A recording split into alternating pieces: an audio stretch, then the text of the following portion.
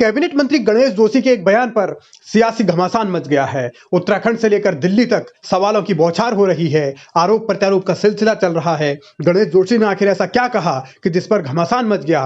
Ganesh Joshi senior cabinet मंत्री हैं और उनके जरिए जिस बात का जिक्र किया गया उसे लेकर कांग्रेस सबसे ज्यादा खफा है, क्योंकि गणेश जोशी ने जो सवाल उठाए वो गांधी परिवार पर उठाए, राहुल गांधी पर उठाए, राहुल गांधी की सोच पर उठाए और राहुल गांधी की बातों पर उठाए। और इन तमाम पहलुओं के बीच अब आरोप प्रत्यारोप इस बात को लेकर कि जब राहुल गांधी की भारत जोड़ो यात्रा कन्याकुमारी से लेकर कश्मीर तक गई और कश्मीर के श्रीनगर में खत्म हुई, तो उसके बाद गणेश जोशी को ऐसा बयान देने की नौबत क्यों आई। गणेश जोशी ने क्या कहा है वो आप खुद सुन लीजिए।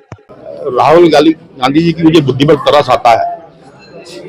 जिस लाल चौक पर ये झंडा फहराया आज उन्होंने फहराया, उसका श्रेय जाता है तो देश के प्रधानमंत्री नरेंद्र मोदी जी को जाता है।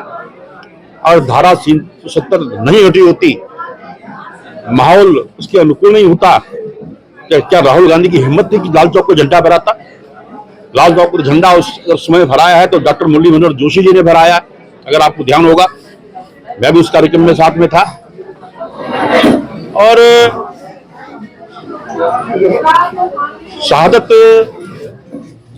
इस आजादी के आंदोलन में भगत सिंह ने दी है, सावरकर ने दी है, चंद्रशेखर आजाद ने दी है। शहादत तो इनकी बबूती नहीं है, ये तो इनके साथ एक हादसा हुआ है। शहादत में और हादसे में बहुत अंतर होता है, लेकिन अब जिसकी जितनी बुद्धि होती है उतनी बात करता है, इसलिए मैं कहना चाहूंगा।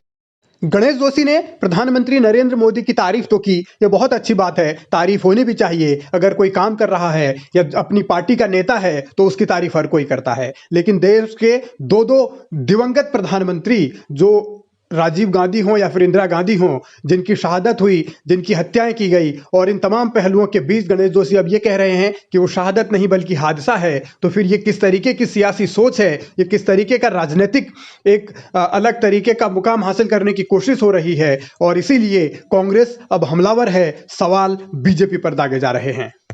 जाकी रही भावना जैसी, प्रभु मूरत देखी तिन तैसी। आज गणेश जोशी ने एक बहुत ही निम्न स्तर का बयान दिया है।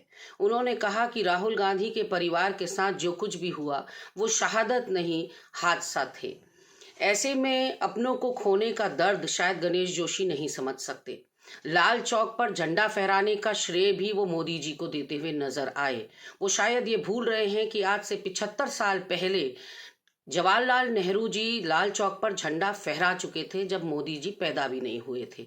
ऐसे में राहुल गांधी को डराया गया, धमकाया गया कि उन पर ग्रेनेड फेंका जा सकता है और उनको अपनी श्रीनगर की यात्रा स्थगित करनी चाहिए। लेकिन ये साहस और निर्भीकता राहुल गांधी की ही थी कि उन्होंने जो वादा देश की जनता से किया, कांग्रेस जनों से किया, उसे निभाया। और गणेश जोशी शहादत में और हादसे में शायद अंतर करना भूल चुके हैं, क्योंकि संघियों में या भाजपाइयों में किसी ने अपना नाखून बराबर योगदान इस देश के लिए नहीं दिया। गुलामी की जंजीरों से कांग्रेस ने इस देश को आज़ाद कराया और राहुल गांधी की दादी और पिता दोनों ने अपने खून से इस देश की भूमि को सींचा है, तो उसका दर्द वो ही बखूबी जानते हैं। ऐसे में एक बार फिर गणेश जोशी ने अपना बुद्धि और संस्कार दोनों का प्रदर्शन किया है।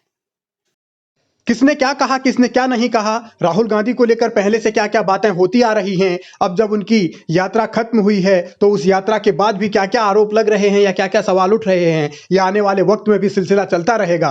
लेकिन सवाल इस बात को लेकर है कि एक नेता पर या विपक्ष के नेता पर हमला बोलने के चक्कर में क्या सत्ता पक्ष के लोग ये बातें दरकिनार कर रहे हैं कि कहीं एक सियासी लक्ष्मण रेखा भी है, मर्यादा की वो लक्ष्मण रेखा शायद लांघनी नहीं चाहिए। क्या गणेश जोशी ने वो लक्ष्मण रेखा लांघी है या फिर अति उत्साह में यह बयान दिया है, या फिर गणेश जोशी के मन में बिल्कुल यही भावना है कांग्रेस को लेकर, कांग्रेस के नेताओं को लेकर? अगर इस तरीके का है तो फिर ये स्वस्थ लोकतंत्र की ओर ये देश जा रहा है या नहीं जा रहा, इसका फैसला जनता खुद कर ले।